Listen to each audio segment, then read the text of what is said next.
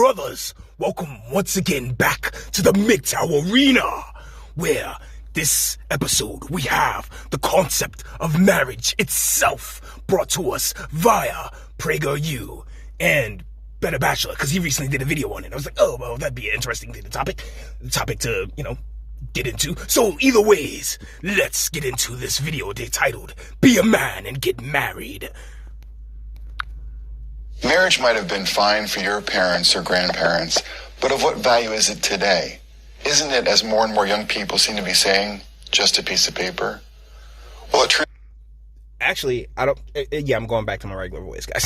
So the deal is that no, it's not just nobody's I don't think there's many young men, particularly those who've decided to go their own way, who look at it as just a piece of paper when it's actually a gigantic responsibility financially. It's a liability in many ways. It is such a dangerous trap. I mean, no, I don't think many people at all just like, oh no, that's just a piece of paper. No, that is your credit score. That is your insurance. That is basically your life that you are, entrusting to the other individual. And this one goes either ways. That piece of paper might be the most valuable thing you will ever own.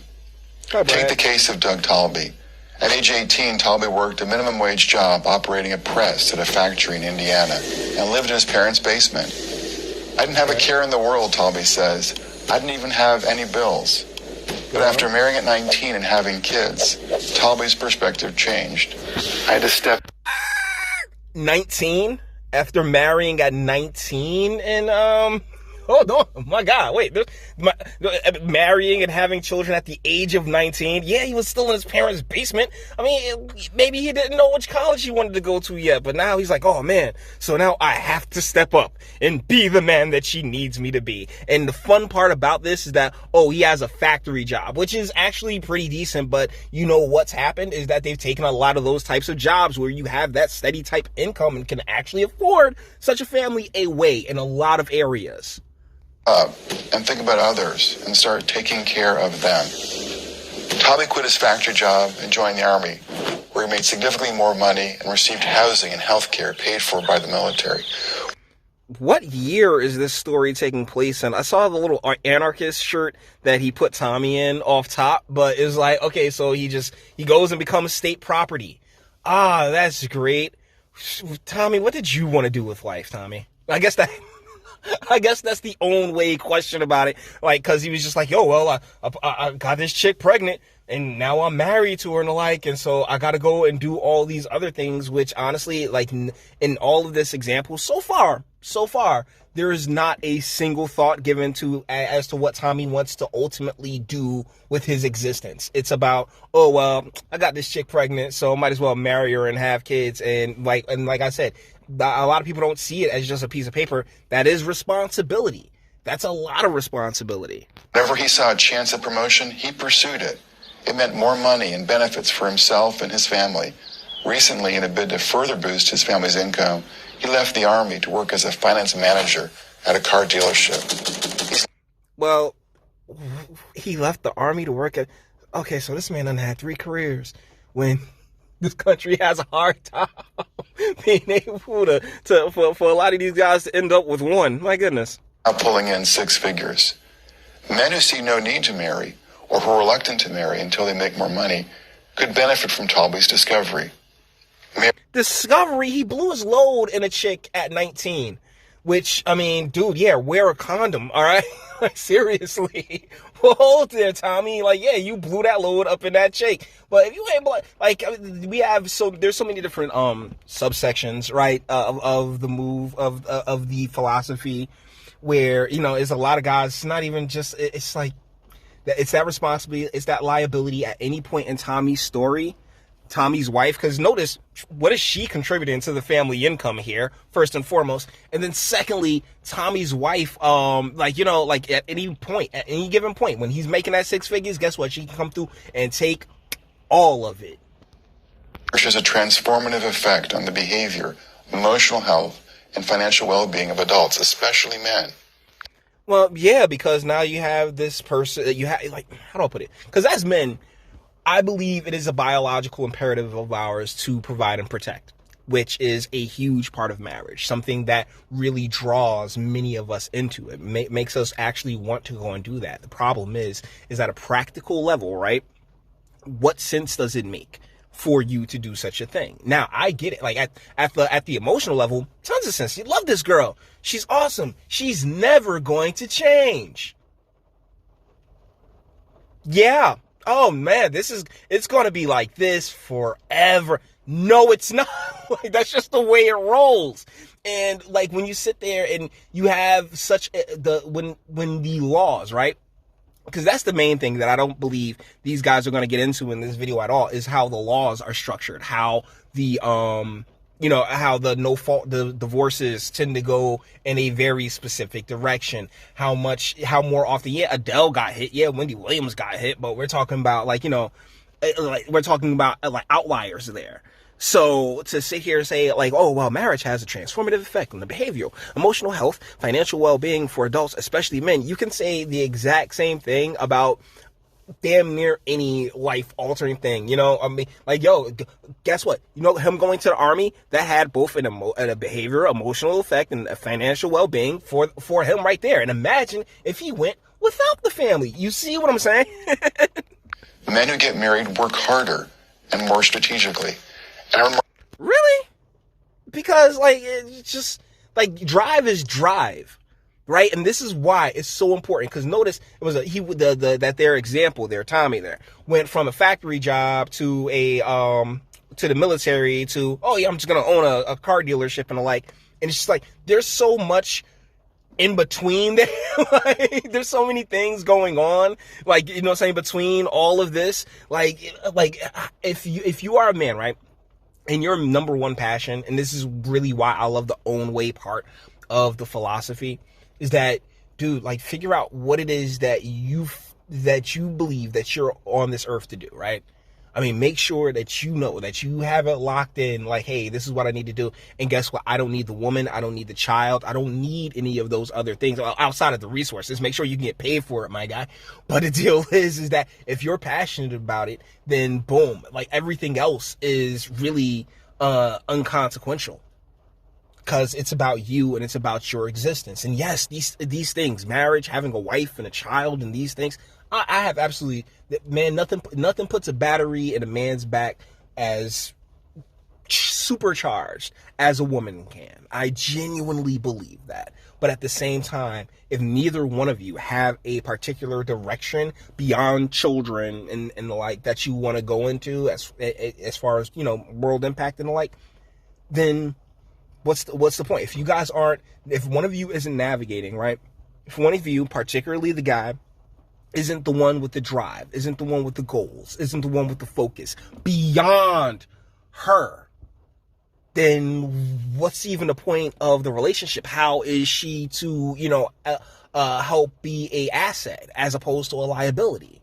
And the crazy part, particularly here in the States, I mean, the women are not raised to be assets. They are literally raised to be liabilities. Money than their single peers from similar backgrounds. Marriage also transforms men's social world. They spend less time with friends and more time with family. That's what I'm saying, though. Our friends are cool. We enjoy having boy time and talking with the guys and the like. But seriously, that's really like the role. But once again, when it comes, that's the wife's part. And unfortunately, like I said, we've raised the I don't want to say we, because ain't none of them my daughters, but like your daughters haven't been raised to be wives. They've been raised to be single, independent, and not need no man. Girl, feminism. A bars less and a church more. In the words of Nobel Prize winning. Oh, you guys know how I feel about church. I mean, the power structures, then that little boy and girl getting diddled and the like, nah, family. Like, these are the pillars that once really held, society up, that holds our society up, have been just chipped away at, man. And the church is definitely high on that list. Economist George Akerlof. Men settle down when they get married. If they fail to get married, they fail to settle down. My own research bears out Akerlof's view. But that's the thing. Like, how can you settle down without, proper resources for the most part, right? Like, if you are out in the world and you're only making, like if you're, let's say, because there's a lot of these gig works in the service industry that's replaced a lot of that factory work where, let's say Tommy there was more likely to make about $40,000 a year doing that as opposed to 25 or 20 or 19,000 doing the per hourly work. But a lot of that's been switched out, right? So thusly, like that pay rate, that scaling and inflation as well, they've lent themselves to just money don't stretch as far as it used to. I'll put it to you guys like that. And that coupled with the female nature to always want more and more and more and more and more, we've really wrapped ourselves up into this dangerous place that we're at right now. And without a change to laws, without a change to policy, and particularly in the family courts and in those areas, guys, I'm not sure we can get it back. Married men work about 400 hours more per year than single men with equivalent backgrounds. A Harvard study also found that married men were much less likely than their single peers to quit their current job unless they had another one lined up. All this translates into a substantial marriage premium. On average, married men earn almost 20% more than their single peers. So we halfway through this video, right? And he ain't say a damn thing about what this woman, particularly financially, is bringing to the damn table. Because sisters are doing it for themselves. So you're sitting here talking about an extra 20 grand when you got that's what, in their example, Tommy with his 2 kids and wife, that's another 3 mouths to feed, bruh. Even after controlling for differences in education, race, ethnicity, and other background factors. You can read more about this in my study, For Richer, for Poorer, How Family Structures Economic Success in America. Why is there such a substantial... I can guarantee you that book has absolutely nothing to do with inherited wealth, right? The positions that the people are born into, the environments that are created for them, and the type of opportunities readily available to them. Guarantee it. Marriage premium. There are at least 4 important reasons. 1, after marrying, men assume a new identity. Marriage is one of the last rites of passage into manhood remaining in our society, argues so. Well, here's the deal. As far as I'm concerned, take care of your business. Take care of your business and don't end up in jail and all messed up and a piece of shit deadbeat. And basically, you're a man. Now, yeah, we're not back in Africa with the Bitchute tribe, and you got to stand on a pole for 6 hours straight. But seriously, as far as marriage being some type of benchmark for masculinity, unfortunately, you've really nullified that because it's a sucker's bet. Here's the thing. When my boys, family, cousins, whatever, I'm getting married. Good on you, man. Best of fucking luck. Because they believe a dream. And honest to God, I pray it works out for them, right? But the numbers are the numbers for a reason. And it's what do you ultimately get out of it? Well, particularly with that guillotine hanging over your head. But I never bring that up to my guys because, hey, by all means, I don't tell the next man what to do with his life or with his meat. That's not what it's about. Just looking at it, me personally, from a pragmatic standpoint. Sociologist Stephen Knock, he found that marriage engenders an ethic of responsibility among men, as well as a newfound sense of meaning and status in the world. That's the thing, and a lot of that depends on the chick that you marry, first and foremost, because, you can marry that stripper if you want, but, my dude, you married a stripper. Now, as far as that ethic of responsibility, that's actually inherent. Yes, I have no belief that those endorphins are kicked into overdrive when she starts yelling at you about bills and shit. But still, you know what I'm saying? I believe that that's more inherent within us guys at a biological level than anything else. 2. Married men are motivated to maximize their income. This means having a different attitude toward their job. They work more hours and make better work choices. Studies find that men increase their work hours after marrying and reduce their hours after divorcing. Oh, wow. Yeah, because they want to actually go out and do things like, yeah, they're going to do more. See, that's the thing. Yeah, you're going to be motivated to stay at work more because you got that nagging broad at the crib, like sitting here ready to threaten you with divorce. That's probably cheating. One of those kids a little too light skinned to be yours. I'm joking. But at the same time, I mean, how many stories, right? How many stories? Sociologist Elizabeth Gorman concludes that married men are more likely to value higher paying jobs than their single peers. And that's bullshit. I can guarantee you that's complete nonsense right there, okay? Sorry, Elizabeth. 3. There is evidence that employers prefer and promote men who are married. Married men are often seen as more responsible and dedicated workers and are rewarded with more opportunities to advance. I mean, in many cases, there is that connection between the two guys, particularly if you work, with you and your boss. You're both married. You both have those conversations. So thusly, that's another bonding space. So man, they're not wrong on that one. 4th and finally, married men benefit from the advice and encouragement of their wives, who have an obvious interest in their success. Wow. Okay, so it took us all the way to number 4 as to what she actually does, because this is all about him and, like, oh yeah, like all these fantastic economic opportunities directly at your door. But oh my goodness, you're so much better than. If they get married, she tells him you're so much. That is nagging. This is the nagging part. She's just going to nag you. No, we need more money. We need more. More.